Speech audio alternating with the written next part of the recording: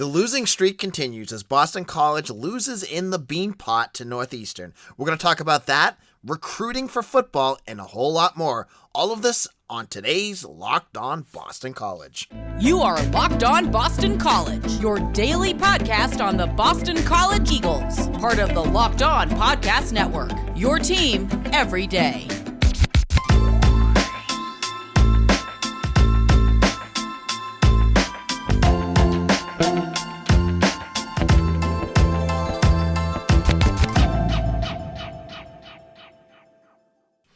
This is Locked On Boston College. I am your host, AJ Black. I am also the editor and publisher of BC Bulletin. Check out my work there.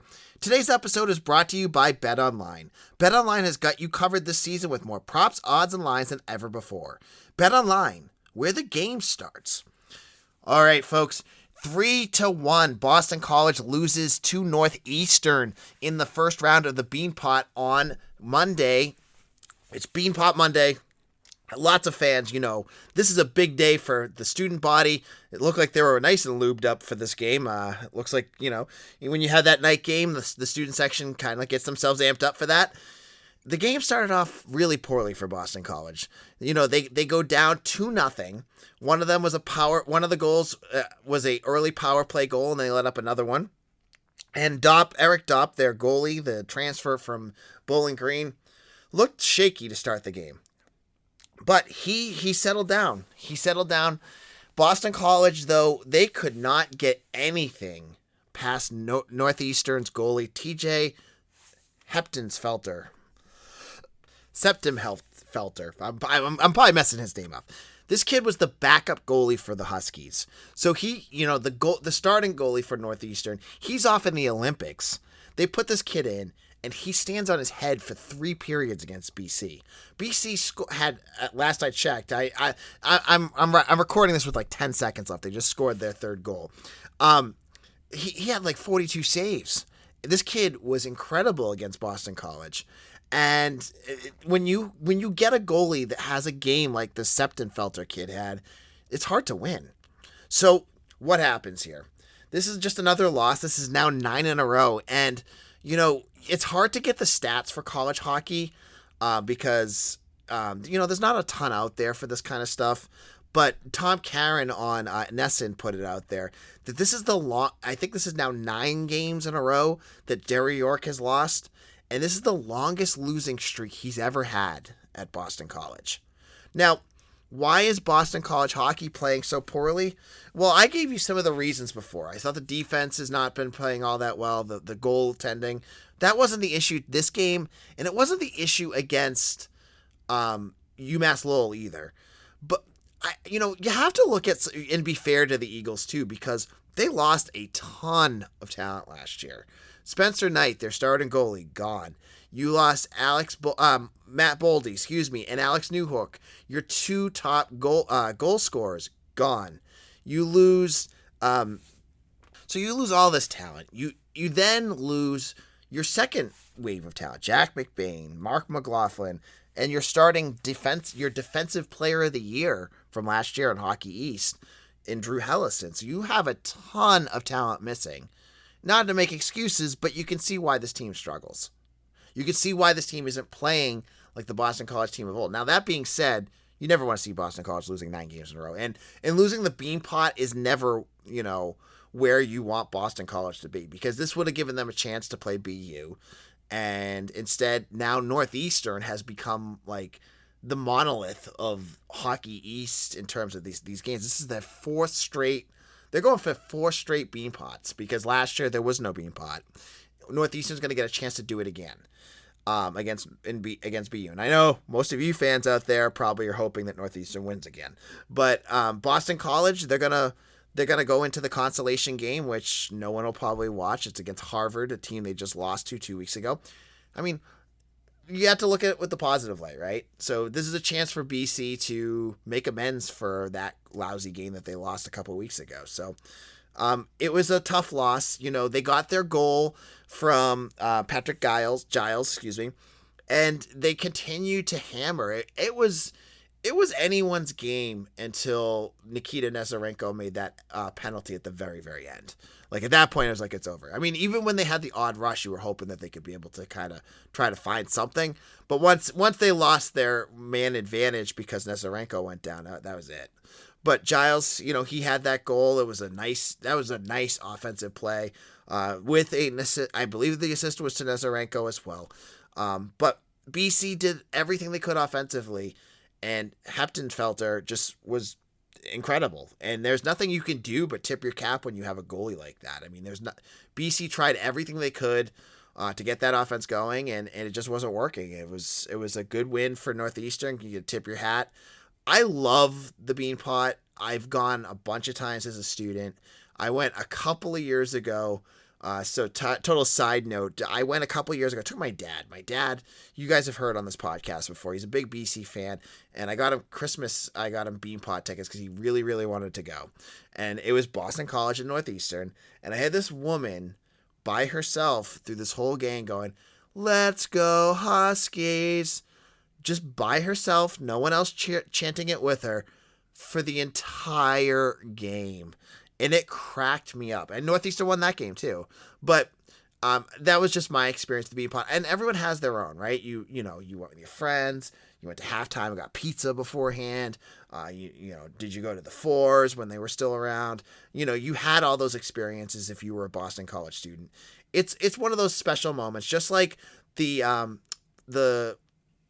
marathon, in April, and tailgating and the mods in the fall. The Beanpot is one of those moments as a student that you just don't forget. Now, for those poor students, now that this is going into the line of all the other lousy Boston College sporting events that have happened in the last decade, BC needs to pick it up. And next year, maybe when this team matures a little bit, they get a little bit more talent in there, I think that this team could be something more to talk about. I mean, we're getting to the point now, though, where we have to start talking. Is Jerry York going to even be here next year? I mean, he's getting up there in age. I mean, Jack Parker retired, 4 or 5 years ago? York is not a spring chicken. There's a possibility all the time that he could be, this could be his last Beanpot. We don't know that, but it's something worth looking into. But in a moment, we're going to talk about recruiting, and I've got a couple updates on a few recruits that you're going to want to know about. But before we do that, BetOnline has got you covered this season with more props, odds, and lines than ever before as football continues its march through the playoffs, right to the big game in a couple weeks. BetOnline.net remains the best spot for all your sports scores, podcasts, and news this season. And it's not just football. BetOnline has got up-to-the-minute info on pro and college hoops, NHL, boxing, UFC, along with live, real-time updates of current games. Don't wait to take advantage of all the new amazing offers available for the 2022 season. Head on over to BetOnline, where the game starts. This is Locked On Boston College. AJ Black here. We're going to talk a little bit about football recruiting now, as there's some more news that are going on with Boston College recruits that they are targeting. So a couple of weeks ago, Andrew Rappleyea, a tight end from the area, he committed to Michigan, and it looks like he's still sticking with that. Josh Gaddis, their offensive coordinator, left earlier this week to go to Miami, and one of the most shocking news in the country. I mean, Gaddis was the Broyles Award winner for the past season as the offensive coordinator. He really revolutionized Michigan into one of the best teams in the country. Will Rappleyea stick with Michigan now that it's just Harbaugh and his position coach is gone, or will he move on? It'll be interesting to watch. I'm guessing he's going to stick with Michigan. I mean, when you lose an offensive coordinator at a tight end spot, I mean, I'm assuming Michigan will probably either put someone like Mike Hart or someone else that's on their staff up, and probably someone that Rappleyea already knows. So I don't think it's that big of a loss there. Now, the bigger news that came out on Monday evening was that Preston Zinter, a linebacker from Lawrence Academy in Boston, or north of Boston, excuse me, if you don't know the area, he's going to make his decision on Friday. He's going to announce on CBS Sports HQ, I believe it is. You can find the info on Preston's Twitter account. He put it up. And he's going to announce he's got a whole bunch of schools, Michigan State, Boston College, UMass, Ohio State, Notre Dame, and, LSU. He's got them all. He's a 4-star recruit. He is obviously one of the bigger commitments recruits. And I mean, when you look at what he is, you'd hope that Boston College has a chance. Now, kind of following what Preston, I've talked to Preston. He's visited Boston College a couple times. I know he was at a bunch of games this year, but he's also visited Notre Dame a bunch too. If I was leaning right now, I think he's going to end up with the Irish. I think, he seems very locked in with Notre Dame. And so I would guess that. And I know that his most recent visit, I believe, was to not Ann Arbor, South Bend. So I think that he has, a good connection with them. So this is going to probably, if I'm guessing right now, probably be the second big recruit from this area that's going to end up with another school. And I don't want to get negative Nancy here, but Ronan Hannafin, he also seems like he's leaning Notre Dame right now. I would not put Samuel Okunlola as lean towards Boston College at all. He's got a million offers, so I don't know where he's going to land. I know Boston College is doing their due diligence with him, but look at that offer list just to get a feel of what he's going to be looking at. And then Jonel Aguero, I think he's a Georgia lean right now. So you look at what Massachusetts has right now. There is, 5, 6 4-star recruits. I've talked about this before. And I thought Boston College was in pretty good shape with a lot of these kids. That, that they've done a lot of the legwork. They've had them on campus. Ronan and Preston Zinter have been on a bunch. Andrew Rapplio was on a bunch too. So I'm not, I think they've done their work to get them here. So the question remains then, what happens if Boston College whiffs on all these guys? Now, they've got a trio from Catholic Memorial. Duttrell Jones, Jaden Skeet, and Babacar Traore, and 2 of those guys are 4-stars. So it's not like they're whiffing completely, but this is one of those massive years in Massachusetts where there is a ton of talent. And if Boston College is batting, 2 out of 8, so it's 20%, or 3 out of 8, so it's 30%, is that good? Well, I think what you need to look at and kind of get a perspective of where Boston College is at in terms of high school recruits, right?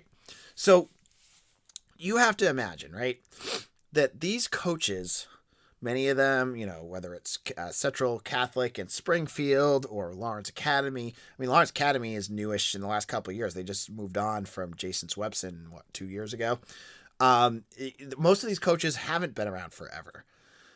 So they've only been around a couple of years, and who do they know? Who has their bosses talked to? It's Steve Adazio and Frank Spaziani and their staff. Now, I can tell you from talking to recruits, talking to these staffs, they did not do much in terms of endearing themselves with local schools. The local high schools do not have a good relationship with Boston College. And that's on the previous staffs. They just did not do a good job cultivating these relationships. And you can see it with the kids that just end up going to other programs because their coaches push them that way. Now, you go to a school, if you go to a Georgia high school, obviously those high schools are going to push kids towards Athens, towards Atlanta, to the schools that are more local or SEC schools that they have good relationships with. You don't have that right now in Massachusetts. Now, I think Jeff Hafley and his staff could fix that. But you have to put it in perspective again. 2020 would have been the perfect year for Hafley to get on the road and fix a lot of those problems, to mend some of those fences, to get those coaches back on BC's side. But what happened in 2020? There was a pandemic that locked down everything. Hafley could talk to guys on Zoom, but you guys all know, you've been on business calls, I'm sure. It's not the same as being face-to-face. And the same thing with Hafley. He's much more engaging when you meet him face-to-face than he is over a Zoom call. So that put Boston College at a disadvantage because Hafley couldn't fix those relationships as quickly as I'm sure he probably wants to. Now, it's 2021 and 2022. He's had more of he had about half of 2021. I think June, I believe it was, that they removed the recruiting dead time, that they couldn't do that kind of stuff anymore. So he's had about a year, about 6 months to fix things since he's been there. 6 months and then maybe, 2 or 3 months on the other end. So he's had less than a year. Again, not making excuses. I am just setting the context of where things are at. And so there are schools that had good relationships with BC. I mean, Lawrence Academy, where Preston Zinter is coming from, I mean, you had Paul Zukakis there before, Jason Swepson. They were both BC guys, and I don't know the new guy, but you had good relationships there. I mean, Adazio did a nice job with Lawrence Academy, getting guys to get to Boston College. Now you just got to hope that Hafley and his staff can fix this, because right now, those big marquee local recruits, doesn't sound like many of them are going to be coming to Boston College. Now, in a moment, we're going to talk about basketball news and everything else that you want to know about Boston College sports. But let's chat about our friends over at Rock Auto. This episode is brought to you by Rock Auto. With all the ever-increasing numbers of makes and models, it's now impossible for your local chain auto parts store to stock all the parts you need. Why endure often pointless or seemingly intimidating questions and wait while the person behind the counter orders your parts on your computer when you can have access to rockauto.com at home in your pocket, and it's so much easier and convenient. Save time and money when using Rock Auto. Why spend up to 30, 50, or even 100% more for the same parts from a chain store or car dealership? Rock Auto is a family business serving do-it-yourselfers for over 20 years. Rock Auto prices are reliably low for every customer. Rock Auto is a family business serving do-it-yourselfers for over 20 years, so they have the experience, and they are the perfect place to go for do-it-yourselfers or experienced auto workers. Go to rockauto.com right now and see all the parts available for your car or truck, and write Locked On in their How Did You Hear About Us box so they know we sent you. Amazing selection of reliably low prices, all the parts your car will ever need. rockauto.com. This is Locked On Boston College. AJ Black here. We're going to just get into some news items. There was a bunch of news that came out this week. The biggest one had to do with BC basketball. Now, BC basketball, they're playing Syracuse this evening. They're returning home. And this is a big game for Boston College against a Syracuse team that's playing exceptionally well. Syracuse had a really rough streak in the middle of their season. They've started to turn it around, and hey, any chance BC can have to kind of pull an upset against their old Big East rivals would be a good one. So we'll have to see how BC plays. I'm sure they're going to love being back at home, where they've played a lot better this season than they have on the road. Now, in terms of basketball as well, we know where Boston College is playing in their multi-team tournament in 2022-2023. We're not even through the season, and we got to set that schedule up ahead of time. So this year, Boston College played in Daytona, Florida, in the Sunshine Slam. That was the games that they lost against URI and Utah, but they won one that was like associated with it. I don't even know how to explain it. Against Holy Cross at home, which was part of the Sunshine Slam, but it really wasn't.